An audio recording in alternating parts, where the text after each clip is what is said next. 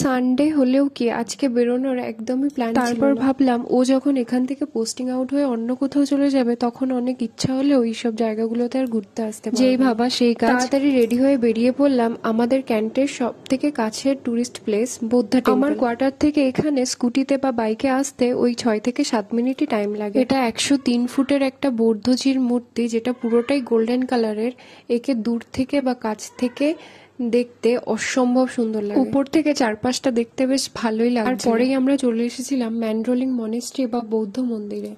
এটা ওই বৌদ্ধ মূর্তিটার থেকে জাস্ট একটুই হাঁটা পথের দূরত্ব। মনেস্ট্রির পিছনের দিকটা পুরোটাই জঙ্গলে ঘেরা। এখানে আমরা অনেকটা লেট করে এসেছিলাম ওই 4:30-র দিকে, তাই ফেরার সময় একদম সন্ধ্যা হয়ে গেছে। মনেস্ট্রির ভিতরে যেহেতু ভিডিও করা অ্যালাউ নেই, ওই জন্য ওটা দেখাতে পারলাম না। বাড়ি ফেরার পথে গেছিলাম একটি তিব্বতিয়ান রেস্টুরেন্টে, যেখানে আমরা ফার্স্ট টাইম ট্রাই করলাম ঝোল মোমো। এইদিকে শ্রীশা তো গভীর চিন্তায় মগ্ন এখন।